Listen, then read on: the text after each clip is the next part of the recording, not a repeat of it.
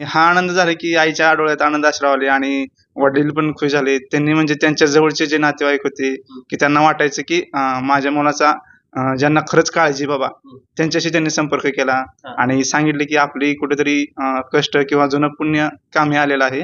ज्या दिवशी रिझल्ट आला आणि लिस्टला नाव बघितलं त्यावेळेस आपसूक आई वडिलांच्या चेहऱ्याकडे बघितल्यानंतर जो आनंद झाला आम्हाला पण, आणि त्यांचे चेहरे आम्हाला सांगत होते की आता आम्ही जिंकलोय आणि तुम्हीही जिंकलेला आहे. त्यामुळे तात्याचा मुलगा असं काहीतरी रिलेशन जोडून काहीतरी जोडते की माझा जवळचा आहे कोणतरी रिलेटिव्ह. हा, आणि ह्याच्या आधी कधी पाहुणे असं म्हटले नाही की बाबा ह्याला पैशाची फायनान्शियल गरज आहे, बाबा ह्या मुलाला काय तर कमी पडतंय ते एक आपण थोडं आपली आर्थिक मदत देऊ, असं कोण बोलत नव्हतं.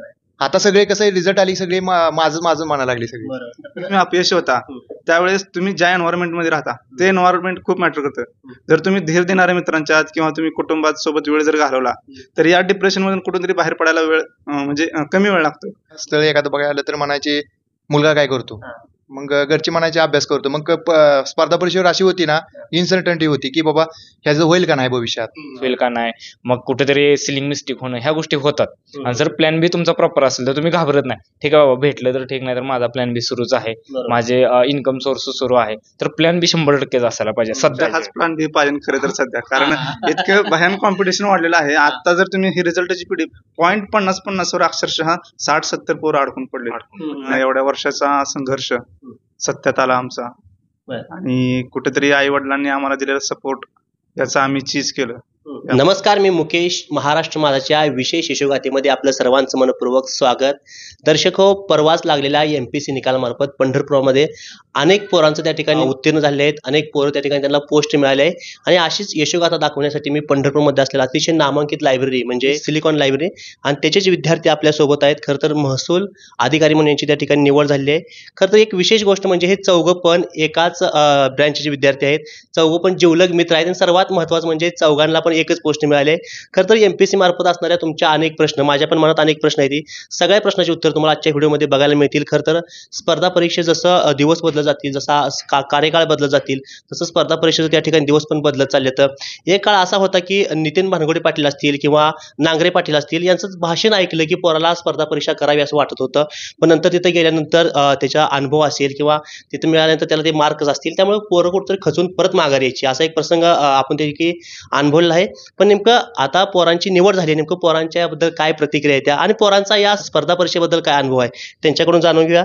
तुमचं चौघांचं पण आमच्या महाराष्ट्र माझामध्ये स्वागत आहे. आपल्या सर्वांचं आधी अभिनंदन, कारण एवढी मोठी पोस्ट मिळाली, आणि माझं सुद्धा खरं मलाच कौतुक वाटते की तुमच्यासारख्या अधिकाऱ्यांसोबत मला बसायला मिळतं. या सगळ्यात महत्त्वाचं म्हणजे पहिला प्रश्न आहे, एवढी मोठी पोस्ट निघाले, काय प्रतिक्रिया? तशी स्वप्न होतच वाटतंय, कारण एवढ्या वर्षाचा संघर्ष सत्यात आला आमचा, आणि कुठेतरी आई वडिलांनी आम्हाला दिलेला सपोर्ट याचा आम्ही चीज केलं.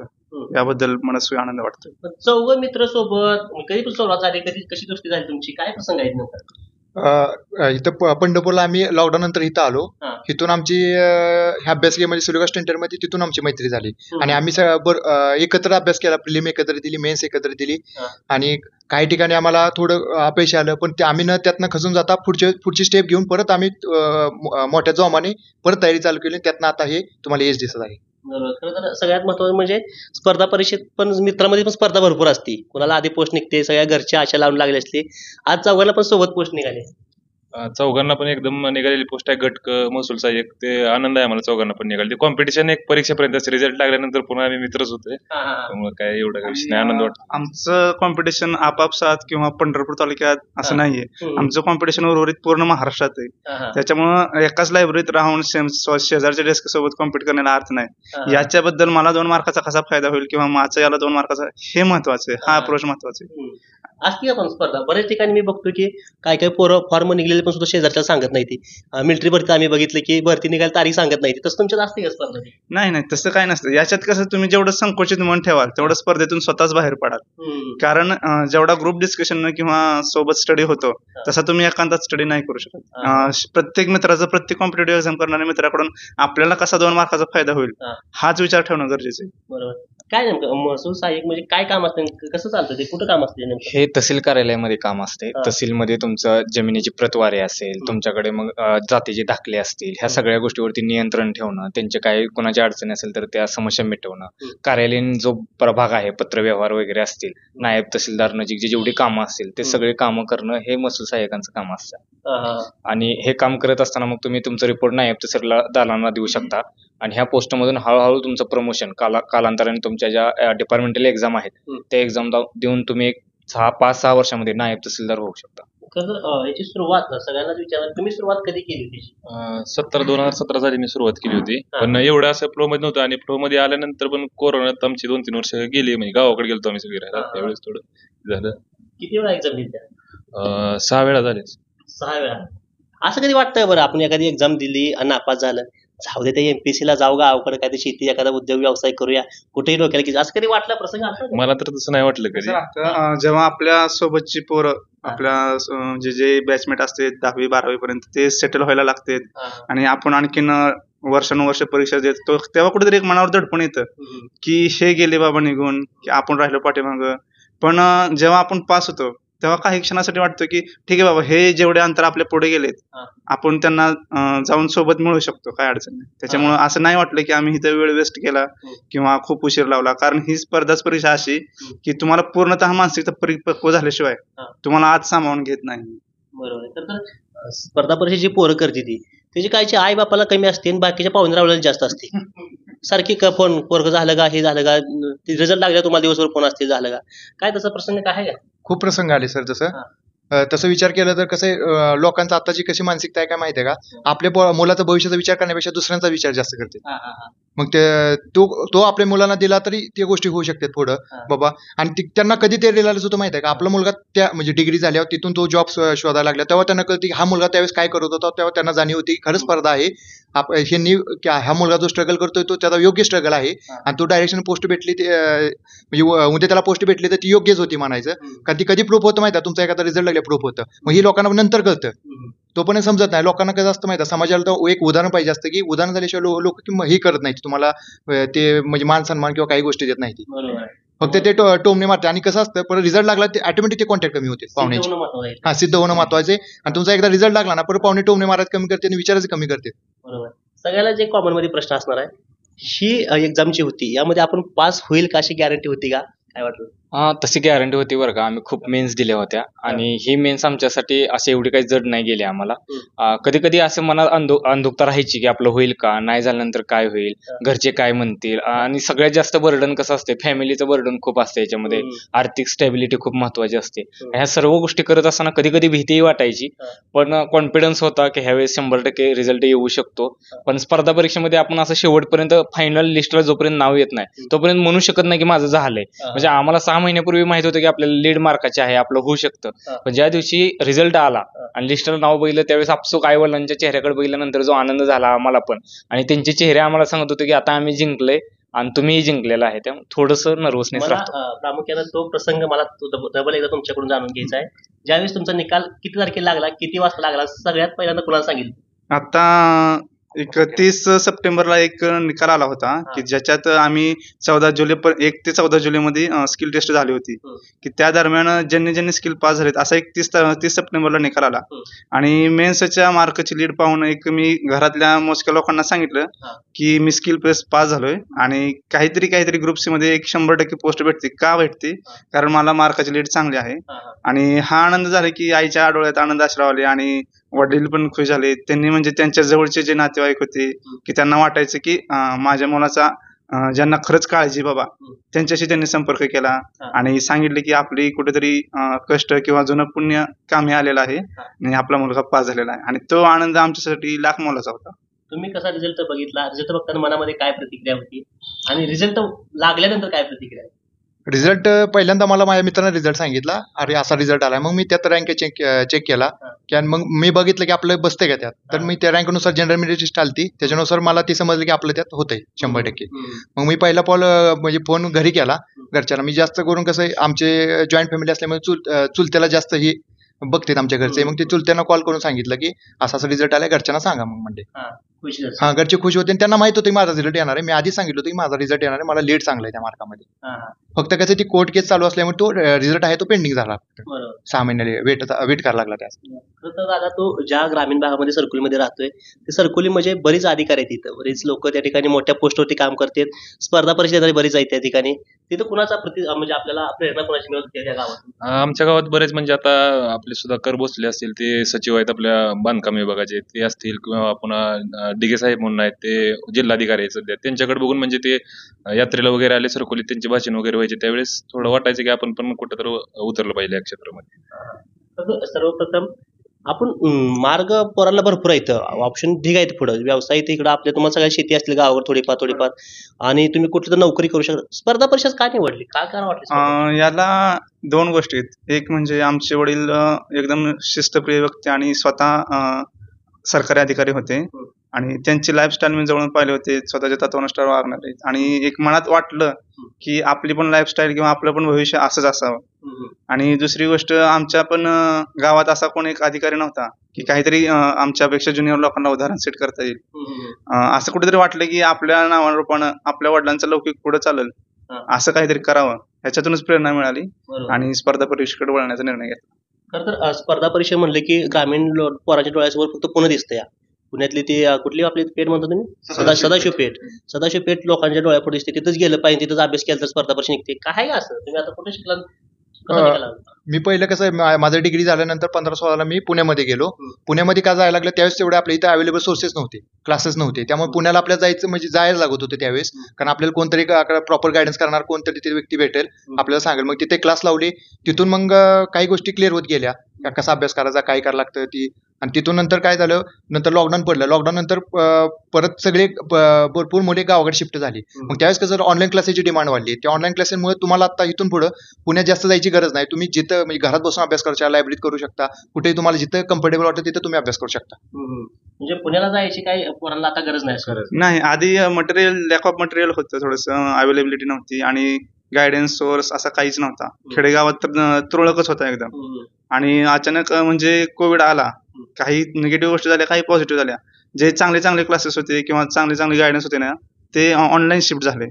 आज तुम्ही बघू शकता, एखाद्या बेटर क्लासेसचं पर्सनल ॲप घेऊ शकता किंवा तुम्ही युट्यूब पाहू शकता. असं कोणतंच मटेरियल नाही जे ऑनलाईन भेटत नाही. त्याचा फक्त योग्य वापर. आणि तुम्हाला आज मोबाईलमध्ये अनलिमिटेड डाटा आलेला आहे. मोबाईलमध्ये नसेल तर तुम्हाला लायब्ररीमध्ये फ्री वायफाय भेटतं. त्याचा तुम्ही योग्य वापर केला पाहिजे. बरोबर. तर प्रामुख्याने जे विद्यार्थी स्पर्धा परीक्षा करून तुम्ही उत्तीर्ण झालाय, कसा असतो दिनक्रम तुमचा, कसा सकाळी उठल्यापासून संध्याकाळपर्यंत कसा असतो? दिनक्रम कसा असायचा, पहिला एक टार्गेट ठेवायचं की सकाळी उठून लवकर 8 पर्यंत लायब्ररीमध्ये जायचं. 8 ते वाटलं तर आपल्याला नाश्ता करायचा असेल तर एक 9:30-10ला एक ब्रेक घेतला तर चालतंय. तिथून नंतर 10 ते 12 पर्यंत अभ्यास करणे. 12 नंतर तुम्हाला वाटलं दुपारच्या जेवणाच्या ह्याच्यासाठी जाऊ शकता, मी 12-12:30ला. तिथून एक अर्धा एक तास म्हणजे जेवण बिवण झालं ना, तिथून मग वाटलं तुम्हाला थोडी रेस्ट घ्यायची असली घेऊ शकता, थोडी नॅप म्हणते आपली थोडी. आणि तिथून नंतर एक 3च्या आसपास तुम्ही परत अभ्यास चालू केला. तिथून एक 2-3 तास अभ्यास केला. 6-6:30ला थोडा चहा घेतला. त्यानंतर परत 2 तास लायब्ररीत बसला. नंतर मग तिथून 2 तासानंतर परत संध्याकाळी एक 9-9:30ला जेवणाचा आपला संध्याकाळचा जेवणाचा टायमिंग, ते जेवण करून परत वाटलं थोडंफार तासभर करावं, नाही केलं तर चालतंय. म्हणजे किती वेळ दिवसाला किती वेळ अभ्यास? तसा अभ्यास कसा आहे माहिती आहे, ऍव्हरेज एक 7 ते 8 तासच व्हायचा.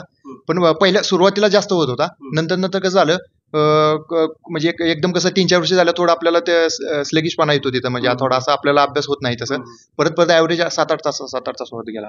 पण त्यातून कसं व्हायचं, पहिला खूप अभ्यास केलेला, त्या पहिल्या अभ्यास कसं 10-12 तास व्हायचा, पण त्यातनं तेवढा अभ्यास क्वालिटी होत नव्हता पहिला सुरुवातीला करताना. आणि नंतर आता कसं झालंय, खूप मेन्स दिल्या, त्यातनं आपल्या काही गोष्टी कळल्या, कमी वेळेमध्ये जास्त अभ्यास होत होता. तर सगळ्यात महत्त्वाचं म्हणजे सगळ्याला सुद्धा एक कॉमन प्रश्न असणार आहे माझा, आयुष्यात माणसाला ऑप्शन बी असावा का? म्हणजे तुम्ही स्पर्धा परीक्षा करता असताना सुद्धा ऑप्शन बी असावा का तुम्ही ठेवला होता काय? हो, असायला पाहिजे. नक्कीच 100% ऑप्शन बी तुमच्याकडे असायला पाहिजे. मी स्वतः राजर्षी करिअर अकॅडमी म्हणून पोलीस भरती अकॅडमी चालवत होतो. तो माझा प्लॅन बी होता. म्हणजे 2-4 वर्ष मी मेन्स वगैरे दिल्या. ज्यावेळेस रिझल्ट येणं गेले त्यावेळेस ठरवलं की आपल्याकडे आहे, क्वालिटी आहे, आपण विद्यार्थ्यांना गाईड्स करू शकता. म्हणून मी राजर्षी करिअर अकॅडमीमध्ये टीचिंग सुरू केलं. आणि आता तब्बल 2 भरतीमध्ये मी 52 पोलीस केले आपल्या पंढरपूरमधूनच. तर एवढे पोलीस करायला आम्हाला सक्सेस आला, कारण आमच्याकडे क्वालिटी होती. पण आमचं एक कसं स्वप्न होतं माहिती का, भेटली तर MPSC एमपीसीतूनच पोस्ट घ्यायची आपल्याला, बाकी आपल्याला काय माहित नाही. पण मग एमपीसीची दिरंगाईता होती 2-3 वर्ष रिझल्ट, मग बसून काय करायचं, आपण प्लॅन बी काहीतरी केला पाहिजे. म्हणून मग मी अकॅडमी चालवत होतो आणि चांगले उत्कृष्ट रिझल्ट आम्ही तिथून काढले होते. आम्ही सगळेजण, हा सुद्धा टीचिंग करायचा. म्हणजे हे तुम्ही प्लॅन बी करू शकता. असं काही नाही की तुम्ही फक्त अभ्यास, पहिले 1-2 वर्ष तुम्ही प्रॉपर स्टडी करा. स्टडी झाल्यानंतर तुम्ही 2-3 वर्ष, पहिले फक्त 1-2 वर्ष तुम्ही 10, 12, 13 तास अभ्यास करू शकता. नंतर तुम्ही एवढा होत नाही अभ्यास, अवरेज 5-6 तासच अभ्यास होऊ शकतो, कारण की ऑलरेडी झालेला असते बऱ्यापैकी. त्यामुळे नंतर तुम्ही प्लॅन बी करत करत जरी अभ्यास केला तर तो बेस्ट ऑप्शन होऊ शकतो. कारण फायनान्शियल ज्यावेळेस स्टॅबिलिटी येईल ना, त्यावेळेस आपोआपच तुमचे रिझल्ट पण येतात. कारण की परीक्षेच्या हॉलमधला जो प्रेशर असतो तो आपोआप हँडल होतो. ज्यावेळेस तुमच्याकडे काहीच नसतं ना, त्यावेळेस प्रेशर हँडल करायला खूप जड जातं. पेपरला नंतर भीती, वडील काय म्हणतील, मी पास होईल का नाही, मग कुठेतरी सिलिंग मिस्टेक होणं, ह्या गोष्टी होतात. आणि जर प्लॅन बी तुमचा प्रॉपर असेल तर तुम्ही घाबरत नाही. ठीक आहे बाबा, भेटलं तर ठीक, नाही तर माझा प्लॅन बी सुरूच आहे, माझे इन्कम सोर्स सुरू आहे. तर प्लॅन बी 100% असायला पाहिजे. सध्या तरी स्पर्धा परीक्षेमध्ये पहिला प्लॅन बी तुमचा परफेक्टच असायला पाहिजे, नंतर तुम्ही स्पर्धा परीक्षा करायला हाच पाहिजे. प्लॅन बी पाहिजे खरं तर सध्या, कारण इतकं भयान कॉम्पिटिशन वाढलेलं आहे. आता जर तुम्ही ही रिझल्टची पिढी पॉईंट 50-50 वर अक्षरशः 60-70 पोरं अडकून पडले. ऍक्च्युली स्पर्धा परीक्षा हाच पॉईंट बी पाहिजे. त्याला कारण पण आहेत भरपूर, पण आधी तुमचं तारुण्य हे काहीतरी उत्पन्न सोर्स शोधण्यात गेलं पाहिजे. तर सगळ्यात महत्वाचं म्हणजे अजून पोरांना काय काय समजत नाही की कोणी स्पर्धा परीक्षा केली पाहिजे. त्या स्पर्धा परीक्षा करणाऱ्या पोरांच्या अंगामध्ये कोणता गुण असायला पाहिजे असं तुम्हाला वाटतंय, आणि कोणत्या पोरांना उतरलं पाहिजे यामध्ये? कसं असतं, आता आपण म्हणतो बाळाचे पाय पाळण्यात दिसते. एक काळ असा होता की एखाद्या IPS किंवा IAS, IRS, PSIचं काहीतरी एक लेक्चर व्हायरल व्हायचं आणि पोरांचा मोठाच्या मोठा मॉब या स्पर्धा परीक्षेकडे वळ. मग ते पाहत नव्हते की आपली 4 वर्षाची डिग्री 6 वर्षात झाली किंवा 12वीला कमी पर्सेंटेज होते. काहीतरी तुम्हाला थोडीशी स्वतःची बुद्धी या क्षेत्रात येण्यासाठी लागते. असं नाही की तुम्हाला बुद्धी नाही पास, पण असा विषय आहे की तो काळ असा गेला की तुम्ही फक्त कष्टाच्या जीवावर करत होता. आता एवढं कॉम्पिटिशन वाढलंय की तुमचं थोडंसं बेसिक डिग्री व्हायच्या आधीच पूर्ण क्लिअर पाहिजे. कारण जर तुम्ही अशा मोठ्या शहरात गेला, काही पोरं ग्रॅज्युएशन पासून प्रिपरेशन सुरू करतात, कारण त्यांचं क्लिअर राहतं. जर तुम्हाला त्या पोरांसोबत काही, आता तुम्ही समजा डिग्री एखाद्या आउटसाईडची असेल आणि तुम्हाला पुन्हा डिग्री नंतर हा सिलेबस कव्हर करायचा, तर आरामात तुमची 4-5 वर्ष जातील. तुमची जर त्याची तयारी असेल, तुम्हाला जर असं वाटलं की हा घास मी घेऊ शकतो, तर तुम्ही इकडे वळू शकता. आणि 2-3 वर्षात जर तुम्ही एक पण मेन्स नाही दिली, तर काही ह्या हिंट आहेत की ठीक आहे बाबा, आपण गिव्हअप करणं गरजेचं. आणि या क्षेत्रात किती वेळ थांबायचं हे याचं आकलन होणं ना, हे सगळ्यात मोठी गोष्ट आहे. कारण याची प्री मुख्य इंटरव्ह्यू अशी एक सायकल, एक प्री गेली, दुसरी प्री येते आणि आपल्याला वाटतं की इथं थोडक्यात राहिले, पुढे होईल, पुढे थोडक्यात राहील, आणि लक्षात येत नाही की 4-5 वर्ष गेले. मृगजाळ आहे हे, त्याच्या पुढे कुठेतरी पाणी दिसत असते आणि पुढे पळत असते. त्याच्यामुळे कुठे थांबलं पाहिजे हे पण गरजेचं आहे. सगळ्यात महत्वाचं म्हणजे तुम्हाला एक प्रश्न विचारायचा आहे की स्पर्धा परीक्षा करायला जर एखादा मुलगा पुण्यात गेला तर सरासरी एक महिन्याचा किंवा वर्षाचा सरासरी खर्च काय? तुम्हाला काय विचारायचं? वडील अधिकारी येतं त्यामुळे ह्याला त्या गोष्टीचे कधी विषय आला नसेल. काय वाटतं किती खर्च येतो सरासरी एका वर्षाचा एका विद्यार्थ्याला? कसं आहे सर, पहिलं लॉकडाऊनच्या आधी पुण्यामध्ये कसं होतं, ऍव्हरेज एक 7-8 हजार रुपये खर्च यायचा मुलांना महिन्याला. मंथली 7-8 हजार खर्च यायचा. त्या 7-8 हजार म्हणजे कसं आहे, समजा रूम रेंट असेल 2-2.5 हजार. पहिलं मेस स्वस्त होती लॉकडाऊनच्या आधी, आणि नंतर थोडंफार लायब्ररीचे काय 500-600 फी होत्या. पण लॉकडाऊन नंतर कसं झालं, खूप भयानक वाढलं. आता एक कमी मुलाला 10 ते 11 हजार, अजून एक 3-4 हजार ती बर्डन वाढलेलं आहे त्यांच्या खर्चांची. म्हणजे पहिले 7-8 हजार होता, तो आता 10-11 हजारावर खर्च गेलेला आहे. त्यामुळे ते आपण जे आपण खर्च करतो, पण त्याचं सुद्धा आपल्याला काहीतरी आउटपुट आलंच पाहिजे. त्यासाठीच तिथे गेलं पाहिजे. नुसतं आपण खर्च करायचा काही उपयोग नाही तिथे जाऊन. म्हणजे तुमचं ते बाबा आपल्याला आता घरचे एवढे खर्च करते, त्या दृष्टीने आपण तिथं जाऊन ते सगळं अभ्यास केलाच पाहिजे, सगळ्या गोष्टी केल्याच पाहिजे. तिथं जे आपल्याला बाबा एक्झामला लागते त्याला ते आपण ते 100% इनपुट दिलंच पाहिजे. तर सगळ्यात महत्वाचं म्हणजे एखादी परीक्षा एक्झाम फेल झालं, लोकांना टेन्शन, मुलांना टेन्शन येतं, मुलं डिप्रेशन मध्ये जाते ती, आणि त्यामध्ये कुठंतरी वेगळं पाऊल उचलते ती काय प्रकार होतं का? तुम्हाला कधी तुमच्या मित्रामध्ये कधी जाणवलं का? म्हणजे 1-2 मार्कांनी, म्हणजे आता आम्ही सगळेच हे मेन्स वगैरे देऊन असे 1-2 मार्कांनी म्हणजे आधी गेलेले आहेत आमचे रिझल्ट. मग तुम्ही तिथं तेवढं सक्षम असल्याचे तुम्ही पास होऊ शकत नाही पुढे, की बाबा तुम्ही ते अपयश पचवलं पाहिजे. जर आपल्याला ते म्हणजे ओळखूच येतं पहिल्यांदा, जर ते होत नसेल तर एक क्षेत्र सोडलेलं बरं. म्हणजे आपल्याला ते सहन होत नसेल तर ते क्षेत्र सोडलेलं बरं असं मला वाटतं. हळव्या व्यक्तीचा काम नाही. आणि ज्यावेळेस तुम्ही अपयशी होता त्यावेळेस तुम्ही ज्या एन्व्हायरमेंट मध्ये राहता ते एन्व्हायरमेंट खूप मॅटर करतं. जर तुम्ही धीर देणाऱ्या मित्रांच्या किंवा तुम्ही कुटुंबात सोबत वेळ जर घालवला तर या डिप्रेशन मधून कुठून तरी बाहेर पडायला वेळ म्हणजे कमी वेळ लागतो. पण जर तुम्ही फेल झाला आणि स्वतःला रूम मध्ये कोंडून घेतलं तर लॉट ऑफ निगेटिव्ह विचार, म्हणजे खूप निगेटिव्ह विचार येतात. आणि इव्हन असे पण आहे कॉम्पिटेटिव्ह केसेस की रिझल्ट गेल्यामुळे किंवा कशाच्या दिरंगाईमुळे पोरांनी सुसाईड पर्यंत टोकाची पावलं उचललेत. बरोबर. आता सगळ्यात डिप्रेशनसाठी सर सांगतो मी. डिप्रेशनसाठी मी काय करायचो माहिती आहे, माझा एखादा रिझल्ट गेला, समजा प्रिलिम गेली, मेन्स गेली, तर मी एक दिवस पूर्ण अभ्यास करत नव्हतो, कुठं तर फिरायला जायचो आणि नंतर मग दुसऱ्या दिवशी अभ्यास चालू करायचो. मी पॉझिटिव्ह कसं ठेवायचो, माझे मेन्स दिलेले मित्र किंवा काही पोस्टेड मित्र आहेत त्यांच्या कॉन्टॅक्टमध्ये कंटिन्यू व्हायचो, कारण त्यांच्याकडून आपल्याला काहीतरी एक पॉझिटिव्ह वाईब्स भेटायचे कडून, अरे ते करू शकते तर आपण करू शकतो. मग त्यांनी बी तेच स्ट्रगल केलेले, ह्याच फेज मध्ये गेले, त्यांचे बी 1-2 मार्क रिझल्ट गेले असतील, त्यांनी तसं केलं, मग आपण बी होऊ शकतो. हे एक पॉझिटिव्ह अप्रोचनं परत अभ्यासाला लावायचं. बरं, सगळ्यात महत्वाचं म्हणजे आता तुमचे रिझल्ट लागलाय, स्पर्धा परीक्षेवरती मुलांचा अजून विश्वास आहे का? कारण मी बऱ्याच ठिकाणी न्यूज आम्ही कव्हर करतो, बातम्या बघतो, पेपर फुटलं, कुठं काय लीक झालं, आहे का पोरांचा स्पर्धा परीक्षा विश्वास? आता होतंय आता असा विषय जे घटनात्मक आयोग एमपीएससी आपला, त्याच्यात पारदर्शकता 100% आहे, त्याच्यात काहीच दुमत नाहीये. आणि मध्यंतरी काही ठिकाणी जे TCS IBPS थ्रू सरळ सेवा भरपूर प्रमाणात झाल्या. कुठेतरी म्हणजे ते संस्था करप्ट आहेत असं नाही म्हणता येणार, पण त्या एक्झाम जिथं घेतात तिथं कुठेतरी एखादा जो घेणारा व्यक्ती असतो, लूपहोल असतो, तो काहीतरी असं लूपहोल क्रिएट करतो की ज्याच्यामुळे पूर्ण परीक्षेला गालबोट लागलं जातं. आणि असे केसेस झालेले आहेत की ज्याच्यावर, आणि नंतर महाराष्ट्र शासनाने पेपर फुटीवर कायदा कडक केला किंवा केंद्रानं पण आणला, त्याच्या धर्ती महाराष्ट्रानं बनवला. तर आता ते एवढं इझी नाही की कोणीतरी पेपर फोडून पास व्हायचं किंवा, आणि त्याला शिक्षा पण एकदम कडक केलेत. त्याच्यामुळे याच्यावर 100% विश्वास ठेवता विषय, कारण तुमचं जर कष्ट प्रामाणिक असेल तर तुम्ही 100% होऊ शकता भरती. बरोबर. आता तुमची पोस्ट निघाली, आता पुढचं नियोजन काय असणार तुमचं? काय एवढं तुम्ही थांबणार आहे का परत कुठला अभ्यास करणार आहे, काय कसं? नाही, माझं इथून पुढे नियोजन आहे सर, माहिती आहे का, मला इथून पुढे राज्यसेवेत एखादी पोस्ट अजून चांगली आपल्या ह्याच्यापेक्षा बेटर अजून काय ते भेटेल त्यासाठी प्रयत्न चालू आहेत. तुमचं सर्व आता ही गट क ची पोस्ट आहे, हे सगळे चांगला अभ्यास असलेले विद्यार्थी, त्यामुळे गट ब किंवा आता ही सर गट करते, आम्ही कंबाईनचा करतोय, गट ब पर्यंत ते असावं, त्यामुळे अजून अभ्यास आम्ही 1 वर्षभर तरी चालू ठेवणार आहे. अजून पुढे चालतं. हो, हे कारण ही गट क ची पोस्ट आहे, गट ब साठी आम्ही प्रयत्न करतो. बरोबर. आता प्रामुख्यानं माझ्या पण एक रिलेटिव्ह होता, ते जवळपास गेल्या वर्षी त्याचा काय रिझल्ट आलता इन्कम टॅक्स मध्ये, अजून त्याला कामावरती पण बोलवलं नाही. काय नेमका प्रकार असतो, कसं असतं ते कसं होतंय, तुमची प्रिलियम होते, त्यानंतर मेन्स होते, मेन्स नंतर एक स्टेज वाढली आता एक्झामची, प्रिलियम, मेन्स, आणि त्यानंतर कोर्टाची एक स्टेज वाढली. आणि मग एकदा तो विषय कोर्टामध्ये गेला की मग 5 महिने, 6 महिने, 7 महिने, कधी कधी 1 वर्ष ती प्रोसेस कोर्टामध्ये सुरू असते. तुमच्या कोर्टामध्ये जाणार आहे विषय? नाही, आमचा कोर्टामधून आता आला बाहेर, 6 महिने कोर्टामध्येच होता आमचा. आणि हे आमची जी एक्झाम आहे ना, 2023 जानेवारीला याची ऍड आली होती. आज 2025 सुरू झाले. त्यावेळेस मग आमची प्रिलियम झाली, मेन झाली, नंतर कौशल्य चाचणी झाली, आणि त्यानंतर ही कोर्टामध्ये गेली. 6-7 महिने ही कोर्टामध्ये सुरू होतं. मागच्या 2-3 दिवसामध्ये जजमेंट आलं कोर्टाचं. आयोगाच्या बाजूनेच निकाल येतात दरवेळेस, पण काही मुलं अशी आहेत की काही जणांना प्रॉब्लेम वगैरे आलेले असतात, ते कोर्टामध्ये जातात.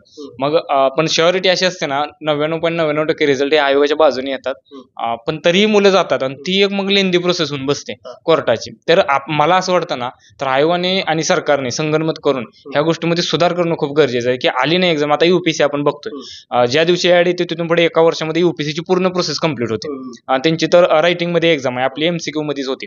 तर तुम्ही सुद्धा गव्हर्नमेंटनं आपल्या आणि एमपीसीने संगनमत करून एक प्रोसेस 1 वर्षामध्ये कशी बसवता येईल आणि येऊ शकते, तेवढं मनुष्यबळ आहे, टेक्निकल सगळ्या गोष्टी आपल्याकडे अवेलेबल झालेल्या आहेत. तर ही प्रोसेस कुठेतरी बदलणं गव्हर्नमेंट आणि एमपी साठी खूप गरजेचं आहे. कारण काय होतं माहिती आहे का, मुलाच्या उमेदीची 3-4 वर्ष इथं निघून जातात. आता आम्हाला काय 23 ला एक्झाम दिली, ह्या एक्झाम मध्ये होणार आहे म्हणून मी माझे 3 वर्ष वाया घालवले. पण समजा माझ्या सोबतचे काही मित्र त्यांचं झालंच नाही, मग ते आता डिप्रेशन मध्ये गेलेत की मी 3 वर्ष ह्या रिझल्टचा वाट बघितला आणि मी रिझल्ट मधून बाहेर पडलोय, आणि त्यांच्यासाठी मग हे डिप्रेशन आहे. मग आपण म्हणतो की ते डिप्रेशन मध्ये गेले, जाणार ना.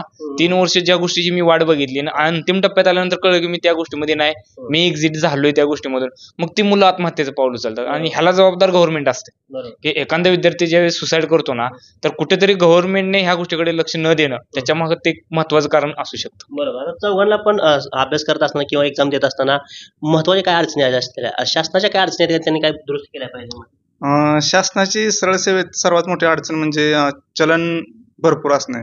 आपण समजा राजस्थान सारख्या राज्याकडे बघितलं तर त्यांनी टोटल एका लेवलला सगळ्या एक्झामचं चलन ठेवलेलं आहे. आता आपण तुम्ही म्हणता एमपीएससीचं 350 पर्यंत 400 पर्यंत राहतं, किंवा एखादी सर तलाठी सारखे 900 ते प्रत्येक विद्यार्थ्याला पॉसिबल नाही होत. काही जणांचे आई वडील 300 न कामाला जातात, म्हणजे त्यांच्यासाठी 900 रुपये खूप मोठी गोष्ट आहे. आणि सरळ सेवेच्या एकदम 10-12 ऍड आलेत. जर एखाद्या विद्यार्थ्याने प्रत्येक ठिकाणी फॉर्म भरला तर त्याचे 9-10 हजार फक्त चलनावर आहेत. आणि दुसरी अशी गोष्ट की एक्झाम सेंटर ट्रॅव्हलिंग चार्जेस. आता आम्ही जे सोलापूर, पुणे असे जे सेंटर टाकतो ते भेटतच नाहीत. कुठेतरी औरंगाबाद भेट, कुठेतरी नागपूरच भेट, किंवा तिसरंच काहीतरी शहर ते जाणं येणं. समजा सकाळी 7चं रिपोर्टिंग असलं तर मग तिथं जाऊन स्टेचा करायचा, हा सगळा खर्च होतो. तर याच्यावर हे पण एक अडचणी आहेत की ते एक्झामचं प्रेशर वेगळंच, जाण्या येण्याचं प्रेशर वेगळंच, आणि चलन व्यवस्था वेगळीच. ह्या अडचणी आहेत. दुसरी गोष्ट, एक्झाम टाइम टू टाइम होत नाहीत. कारण लिगल असू देत, काही पण असू देत, विधानसभा लोकसभा इलेक्शन असू देत, किंवा कोणाचे वयवाड असू देत काही. तर आयोगाची एक स्टँडिंग भूमिका अशी पाहिजे की टाइम टू टाइम एक्झाम झालीच पाहिजे. प्री असू द्या, मुख्य असू द्या, इंटरव्ह्यूचं शेड्यूल असू द्या, फिजिकल असू द्या, की एकदम सिरियस प्रॉब्लेम मध्येच ते चेंज व्हावं. हा एक एक्झाम मधला सगळ्यात मोठा प्रॉब्लेम आहे. ते आम्हाला असं वाटतं की हा क्लिअर व्हावा लवकर. माझं एक म्हणणं आहे सर एक्झाम बद्दल, कारण युपीएससी 100 रुपये पूर्व परीक्षा फी घेते. मुख्य परीक्षेला तर तुम्ही फॉर्म भरला तर चालतंय, तिथं फी नसते. तुम्ही एमपीसी घेतलं तर एमपीसी प्रिलिमची किती 300 किंवा कास्टनुसार 500 फी असते. मग तुम्ही सरळ सेवेला एवढंच फीस का ठेवता? माझं सरकारला म्हणणं आहे की तुम्ही ऍटलिस्ट 500 रुपये तरी ठेवा कमीत कमी मुलांना. तुम्ही 100 म्हणजे 1000 रुपये घेता, पण तुम्ही त्या ट्रान्सपरन्सी ठेवत नाही. कुठं तर काहीतरी पेपर लीक होऊ, कुठं तर सेंटरमधनं काहीतरी एखादं ब्लूटूथ डिव्हाइस वापरून काहीतरी पेपर लीक कर, ह्या गोष्टी होण्यापेक्षा मग तुम्ही काय 2000 रुपये घ्या, पण तुम्ही ट्रान्सपरन्सी ठेवा ना त्यात. कारण मुलांचं कसं होतं, आता मी सेंटर दिलं समजा सोलापूर, मला सोलापूर भेटत नाही, कधी कधी मला नवी मुंबईला जायला लागतं, किंवा कधी कधी इन केस मला लातूर सेंटर भेटतं, मग त्यांच्या ह्याच्यानुसार ते सेंटर देते. म्हणजे आपल्या म्हणजे मला काय म्हणायचंय की एखादा मुलगा कसं समजा 1000 रुपये फी भरू शकत असेल, पण 1000 रुपये खर्च करू शकत नसेल ना जायला एक्झामला, तिथं जायचं, राहण्याची सोय. समजा एखादा सकाळच्या शिफ्टमध्ये पेपर असेल 8 वाजता किंवा 7 वाजता पेपर असेल, तर त्याला आदल्या दिवशी जाऊन एखादं हॉटेल बुक करावं लागेल, किंवा तिथं राहण्याची सोय ती त्यांचा 2-3 हजार असा म्हणजे पैसे वाया जातात, किंवा त्यातनं त्याला आउटपुट बी काय भेटत नाही, नुसतं पेपर देऊन यायचं एक फॉर्मॅलिटी म्हणून, पण त्यातनं त्या ट्रान्सफरची काहीच राहत नाही एक्झाम मध्ये. आज तुमची पोस्टिंग सगळी सोबत एका ठिकाणी होणार का, कसं वेगळं? नाही, एका ठिकाणी नाही होणार. आम्हाला आता प्राधिकरण निवड येणार, प्राधिकरणानुसार मग आम्हाला सिलेक्शन होणार. मग ज्याची रँक वर असेल त्याला त्याचा जिल्हा भेटेल, किंवा तो जो प्रिफरन्स देईल. एखाद्याला समजा नवी मुंबईला जॉब करायचा आहे, तो प्रिफरन्स देईल. मग ह्याचं कसं आहे, जशी तुमची रँक असेल तसं त्या ठिकाणी तुम्हाला तो जिल्हा भेटत जाणार. रँकनुसार हे जिल्हे भेटणार तुम्हाला. मग ह्याच्यामध्ये बरेचसे डिपार्टमेंट आहेत. तुमचं एक्साईज डिपार्टमेंट आहे, पीडब्ल्यूडीचं डिपार्टमेंट आहे, महसूलचं डिपार्टमेंट आहे, सार्वजनिक बांधकाम विभाग आहे, तुमचं शिक्षण विभाग आहे, कृषी विभाग आहे. मग जिथं तुमची रँक मध्ये बसाल त्या ठिकाणी तुम्हाला पोस्टिंग भेटणार. बरोबर. तर सगळ्यात एक गमतीशीर प्रश्न राहिला विचारायचा. सरकारी नोकरी म्हणले की लोक म्हणतात खोऱ्यानं पैसा वाढायचा, काय भानगड असते असलं काय असतंय, काय प्रकार काय आहे काय? नाही, आम्ही कधी ह्या पोस्टकडे एक इन्कम सोर्स म्हणजे त्याचं पाहिलं नाही. आमचा हेतू पहिल्यापासूनच हा की जशी आपल्या वडिलांची प्रशासनात स्वच्छ इमेज राहिली तसंच आपलं आयुष्य जावं, आणि याच्यातून तुम्हाला एक शुअरिटी येते की तुमची पगार जमा होते, आणि रोजगाराचा पोटापाण्याचा जे खाजगी जॉबमध्ये जी इन्सिक्युरिटी राहते की जॉब जाईल ती सरकारी नोकरीत राहत नाही. म्हणून इकडं आमचं येण्याचा जास्त कल होता. बरोबर. पैसा कमवणे हा आमचा उद्देश काल पण नव्हता, आज पण नाही, आणि भविष्यात पण नसेल. बरोबर आहे. आता पाहुणेरावाचे बरेच अभिनंदनासाठी फोन येत असतील आणि लग्नासाठी पण येत असतील, काय नाही येतात फोन. पहिलं काय करायचंय, विचारलं की घरच्यांना विचारलं की समजा स्थळ एखादं बघायला आलं तर म्हणायचे मुलगा काय करतो, मग घरचे म्हणायचे अभ्यास करतो. मग स्पर्धा परीक्षेवर अशी होती ना, इन्सर्टन्टी होती की बाबा ह्याचं होईल का नाही भविष्यात, नाही झालं तर. पण आता असे फोन येतात किंवा असं कॉल येतात किंवा असे लोक स्टेटस ठेवते की ओळखीचे बी नाहीत काय, म्हणजे आणि असं सांगतात की आमचा पाहुण्याचा पाहुणा, किंवा हे आमचा दाजीचा कोणतर, किंवा हे आमचा आत्याचा मुलगा, असं काहीतरी रिलेशन जोडून काहीतरी जोडतात की माझा जवळचा आहे कोणतरी रिलेटिव्ह. हा, आणि ह्याच्या आधी कधी पाहुणे असं म्हटले नाही की बाबा ह्याला पैशाची फायनान्शियल गरज आहे, बाबा ह्या मुलाला काय तर कमी पडतंय तर एक आपण थोडं आपली आर्थिक मदत देऊ, असं कोण बोलत नव्हतं. आता सगळे कसं रिझल्ट आली सगळे माझं म्हणायला लागले सगळे. सगळ्यात महत्वाचा शेवटचा प्रश्न आहे. आता इथून पुढे जी नवीन पोरं आता 10वी झाल्यानंतर किंवा ग्रॅज्युएशन झाल्यानंतर पोरं स्पर्धा परीक्षेमध्ये उतरणार, त्यांच्यासाठी काय सल्ला द्यायचा? सगळ्याकडे एक सल्ला. तुम्ही फिक्स ध्येय ठेवा आणि त्या दृष्टीने प्रयत्न करण्यासाठी एक चांगला गायडन्स घ्या, आणि क्वालिटी मटेरियल तुम्ही वापरा, हे सगळ्यात महत्त्वाचं आहे. तुम्ही मटेरियल जर चुकीच्या पद्धतीने वापरलं तर रिझल्ट यायला 100% वेळ लागेल, आणि तुम्ही गायडन्स जर प्रॉपर घेतला तर कमी वेळामध्ये तुम्हाला एज भेटू शकतं. असं नाही की तुम्ही पुण्याला जायला पाहिजे, तुम्हाला ऑनलाईन पण गायडन्स भेटू शकतो. तर गायडन्स खूप महत्त्वाचा आहे ह्या क्षेत्रामध्ये. तुम्ही जेवढा गायडन्स घ्याल आणि क्वालिटी मटेरियल तुम्ही एवढं चांगलं वापरा की त्यातून तुम्हाला मग रिझल्ट लवकर भेटू शकतो. काय असते क्वालिटी मटेरियल म्हणजे? क्वालिटी मटेरियल म्हणजे काय माहिती आहे का, कुठली तरी बाजारातली पुस्तकं, कुठल्या तरी क्लासवाल्यांनी छापलेली पुस्तकं, आता आम्ही झालोय आम्हाला वाटलं की आपल्याला एक पुस्तक छापायचं, आम्ही छापू शकतो. आणि मग काय होतं माहिती आहे का, आमच्याकडे तेवढी क्वालिटी नसते की आता सौदी सरांचं पुस्तक आहे, सौदी सरांनी एवढी क्वालिटी कुणाकडेच नसणार आहे भूगोलच्या बाबतीमध्ये, कारण ते त्यातले तज्ज्ञ आहेत आणि त्यांच्या पुस्तकामधून सगळे आयोगाचे प्रश्न असतात, ते आयोगाचं रेफरन्स बुक असते. आम्ही काय करतो, आम्ही काहीतरी ट्रिक वगैरे करणार, नाजूक पुस्तक करणार, मुलांना चांगलं, ती मुलं पुस्तकं वाचणार आणि नंतर काय होतं माहिती आहे का, एक्झामला गेल्यानंतर त्या पुस्तकातले 2 प्रश्न असतात आणि 10 प्रश्न दुसऱ्याच पुस्तकातले असतात. मग क्वालिटी मटेरियल नसल्यामुळे तुमचे कन्सेप्ट क्लॅरिटी चांगली होत नाही. तर क्वालिटी मटेरियल काय, आता इकॉनॉमिकच्या बाबतीत बघा, देसले सर सगळ्यात टॉपचे आहेत, कोळंबे सर सगळ्यात टॉपचे आहेत, तर त्यांच्या पुस्तकामध्ये ते तज्ज्ञ आहेत त्या पुस्तकामधले आणि त्यांच्यातले आयोगाला तुम्ही रेफरन्स देऊ शकता की सर हा रेफरन्स आहे.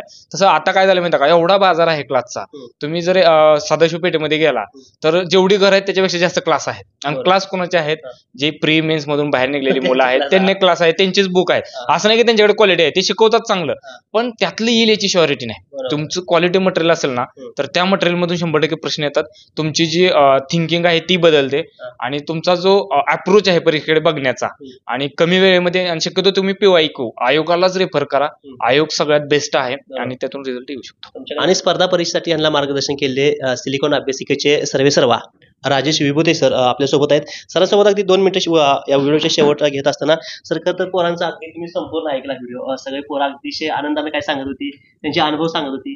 काय वाटतं स्पर्धा परीक्षेबद्दल तुमची काय प्रतिक्रिया? खरं तर स्पर्धा परीक्षा ही खरंच स्पर्धा आहे. म्हणजे जेवढं वाटतं तेवढी गोष्ट सोपी पण नाहीये. ह्या सगळ्या गोष्टी आम्ही या विद्यार्थ्यांकडे रोज ह्यांची दिनचर्या बघताना आम्हाला जाणवतं. आणि सगळ्यात महत्वाचं काय असतं की ही आता येणारी स्पर्धा खूप वाढलेली आहे आणि प्रत्येक विद्यार्थ्याला वाटतं की आपलंही काहीतरी मोठं स्वप्न असावं आणि या स्वप्नाच्या मागं मागे ही मुलं धावत असतात. खूप जीवघेणी स्पर्धा असते. याच्यामध्ये या सगळ्यांना चांगला प्लॅटफॉर्म, चांगलं मार्गदर्शन आणि चांगली कंपनी मिळणं ही खूप महत्त्वाची गोष्ट असते. सगळ्यात महत्त्वाचं काय असतं, आई वडिलांनी त्यांना खूप चांगल्या प्रकारे मानसिक आधार देणं गरजेचं आहे.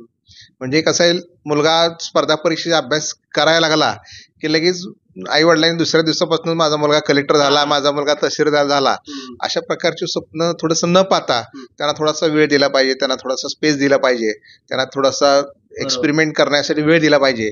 ही सगळ्यात महत्त्वाची गोष्ट आहे. आपल्या लायब्ररीचे वैशिष्ट्य काय आहे? आता सिलिकॉन स्टडी सेंटर आता सुरुवात आहे, काय विद्यार्थी किती झाले आतापर्यंत? आम्ही या ट्रेनिंग लाईन मध्ये जवळपास 25 वर्षापासून आहोत. पंढरपूरमध्ये सिलिकॉन कॉम्प्युटर्स म्हणून MKCL इन्स्टिट्यूट असेल किंवा टायपिंग इन्स्टिट्यूट आमचं जवळपास 10 वर्षापासून आम्ही चालवतो. आणि ह्या सरकारी नोकरीसाठी लागणारे वेगळे कोर्सेस करण्यासाठी विद्यार्थी आमच्याकडे नियमित यायचे. पण कोविड नंतर परिस्थिती अशी झाली की विद्यार्थी MPSC अभ्यास करण्यासाठी किंवा स्पर्धा परीक्षा अभ्यास करण्यासाठी पुण्याला वगैरे जातो. 2 वर्ष तो तिथं सगळा अभ्यास करतो, घरच्यांकडनं त्याला आर्थिक सपोर्ट वगैरे भरपूर मिळतो. पण 2 वर्षानंतर ज्यावेळेस तिथला सगळा अभ्यासक्रम पूर्ण होतो आणि या स्पर्धेमध्ये ज्यावेळेस त्याला कळतं की आता आपल्याला इथं थोडंसं सस्टेन करणं थोडंसं अवघड जातं, मग त्यावेळेस त्यालाच वाटतं थोडंसं की आपण आता हे सगळं शिकलोय, आता फक्त आपल्याला अभ्यास करायचा, सराव करायचा आहे. मग तो कुठेतरी गावाकडे येतो. आणि मग हे विद्यार्थ्यांची गरज लक्षात घेऊनच आम्हाला असं वाटलं की या विद्यार्थ्यांची पण मागणी होती की असं कुठेतरी एखादा प्लॅटफॉर्म असावा की ज्या ठिकाणी विद्यार्थ्याला चांगल्या प्रकारचं अभ्यासाचं पोषक वातावरण असावं. आणि ही विद्यार्थ्यांची मागणी आणि आपल्या ग्रामीण भागामधल्या विद्यार्थ्यांची आर्थिक गरज ही परिस्थिती लक्षात ठेवून आम्हाला ही विद्यार्थ्यांकडनं ह्या गोष्टीची खरं तर स्फूर्ती मिळाली, प्रेरणा मिळाली की आपण या विद्यार्थ्यांसाठी अशा प्रकारची एखादी अगदी पुण्याच्या लेवलची एखादी अभ्यासिका करावी. या खरं तर या विद्यार्थ्यांच्या मुलांच्या प्रेरणेमधून आम्ही अभ्यासिका सुरू केली. गेली 3 वर्ष झालं आम्ही अभ्यास चालवतोय. 100 विद्यार्थ्यांची आमची सिटिंग अरेंजमेंट आहे आणि जवळपास पहिल्या वर्षापासून आमची अभ्यासिका ही फुल आहे. हे विद्यार्थी 2-2, 3-3 वर्ष एका सीटवर बसून अभ्यास करतात. आणि या विद्यार्थ्यांना सगळ्यात महत्त्व आम्ही काय करतो तर की विद्यार्थी केंद्रित सगळी आमची व्यवस्था आहे की हे विद्यार्थी खरंच मोठी स्वप्न घेऊन येतात. याच्यामध्ये आपण यांना जेवढं सहकार्य करता येईल, जेवढं सपोर्ट करता येईल एवढा आम्ही त्याच्यामध्ये प्रयत्न करतो. त्यांना जे काय हवं असेल त्या सुविधा आम्ही जास्तीत देण्याचा प्रयत्न करतो. मग अगदी सकाळी आमची अभ्यासिका 6 वाजता ओपन होते, रात्री 11-12 पर्यंत चालू असते. मग त्यांना वायफायची चांगल्या दर्जाची कनेक्टिव्हिटी असेल, बैठक व्यवस्था शांतता असेल किंवा काय म्हणते त्याला फिल्टरचं पाणी असेल, हे सगळ्या गोष्टी ज्या ज्या त्यांना एक चांगल्या प्रकारचा अभ्यास होण्यासाठी लागतात, ह्या सगळ्या गोष्टी आम्ही जास्तीत जास्त देण्याचा प्रयत्न करतो. याच्यामध्ये आम्ही जास्तीत जास्त कुठल्याही प्रकारचा व्यवसाय दृष्टिकोन न ठेवता ह्या मुलांच्या थोडंसं यशामध्ये आपण सुद्धा कुठेतरी खरेचा वाटा उचलला पाहिजे, ह्या चांगल्या प्रामाणिक भावनेमधूनच आम्ही ही अभ्यासिका चालवतो. आणि आम्हाला खूपच म्हणजे आनंद आहे, अभिमान पण वाटतं की मुलं आज ह्या विचारायचं आहे, तुम्ही पोरांची सकाळपासून संध्याकाळपर्यंत धडपड बघताय, तुम्ही पोरं किती अभ्यास करते, ती जागेवर उठत नाही ती, आणि पोरं सक्सेस होऊन जावं तुमच्यापाशी पेढा घेऊन येते सत्कारासाठी येते, ते काय भावना असते? खूपच म्हणजे खूप अगदी अभिमानानं ऊर आमचा भरून येतो. म्हणजे कसं असतं की अगदी त्यांच्या बारीक बारीक सगळ्या दिनचर्या आम्ही बघितल्या असतात, त्यांचा काय म्हणतात त्याला दिवसभराचं त्यांचं जे काही वागणं असतं ते आम्ही सगळं बघितलं असतं. जेवताना मुलं एन्जॉय करत असतात, ते एकमेकांशी चेष्टा मस्करी करत असतात, आमच्याशी तेवढंच ते फ्रेंडली वागत असतात. आणि असं करत करत असताना हे मुलं आज एवढ्या चांगल्या पोस्टवर जातात आणि दिवसामध्ये झालेला बदल हा आम्हाला लगेच जाणवतो. खूप छान वाटतं आम्हाला सुद्धा. म्हणजे अगदी घरातलाच मुलगा अगदी यशाच्या शिखरावर चढल्यासारखं आम्हालाही वाटतं. आणि जेवढा आनंद त्यांच्या पालकांना वाटतो तेवढाच आनंद आम्हालाही वाटतो की आपण सुद्धा यांच्या प्रवासामध्ये कुठंतरी साक्षीदार आहोत. ही अशा प्रकारची चांगली भावना आमच्या मनामध्ये निर्माण होते. तर सगळ्यात महत्वाचं म्हणजे अगदी सकाळी उठल्यापासून संघर्ष करत करत पोरं इथपर्यंत पोहोचली, ती अधिकारी झाली ती पोरं, आणि आज त्या ठिकाणी आपल्या सरांना पेढा भरवण्यासाठी की सत्कार घेण्यासाठी या ठिकाणी आलेत. सर्वात महत्वाचं म्हणजे या व्हिडिओमध्ये संपूर्ण A to Z आपल्याला माहिती, विद्यार्थ्यांकडून अनेक प्रश्नाची उत्तरं जाणून घेता आली, स्पर्धा परीक्षा कुणी करावी कुणी करू नये सगळं त्या ठिकाणी सांगितलं. सगळ्यात महत्वाचं म्हणजे स्पर्धा परीक्षा करत असताना ऑप्शन बी असावा का, तर सगळ्यांचं म्हणणं होतं की स्पर्धा परीक्षा ऑप्शन बी असावा असं यांचं म्हणणं आहे. कारण त्यामध्ये तुम्ही बघू शकता स्पर्धा. अशा एकूण आजच्या व्हिडिओ माध्यमातून आपल्या सगळ्यांना ही गोष्ट लक्षात येते. खरं तर संघर्षाचा काळ असतो. सकाळी उठल्यापासून संध्याकाळपर्यंत लोकांचे टोमणे खावं लागतात, पाहुण्यारावचे टोमणे खावं लागतात, बोलणं खावं लागतं. सर्वात महत्वाचं म्हणजे पैशाचा प्रश्न असतो. खरं तर गावाकडले आई वडील आपले रात्रदिवस कष्ट करून एक एक रुपया जमवून आपल्याला पुण्याच्या ठिकाणी किंवा पंढरपूरच्या ठिकाणी आपल्यासाठी पैसे देत असतात, फॉर्म भरायला पैसे देत असतात, ट्रॅव्हलिंगसाठी पैसे देत असतात, आणि कुठेतरी त्या पैशाचं चीज झालं पाहिजे आणि त्या माध्यमातून सक्सेसचा गुलाल आई वडिलांच्या डोक्याला लागला पाहिजे. इथपर्यंतची प्रवास असतो तो खरं तरच अतिशय अवघड आणि भयंकर असतो, आणि तो पोरांनी त्या ठिकाणी पास केलाय. सगळ्यांचं शेवटनं एकदा सगळ्यांचं अभिनंदन. आणि ज्यांना स्पर्धा परीक्षा करायची आहे आणि ज्यांना उतरू वाटतंय ते आता हे आपल्या अधिकारी पंढरपुरातले, ग्रामीण भागातले, तुम्ही यांचा नंबर मागा, आम्हाला तुम्हाला नंबर मिळेल. आणि एकदा अजून तुम्हाला जर काही माहिती पाहिजे असेल तर यांच्यासोबत तुम्ही घेऊ शकताय. कॅमेरामॅन अक्षय सोबत मी मुकेश, महाराष्ट्र माझा, पंढरपूर.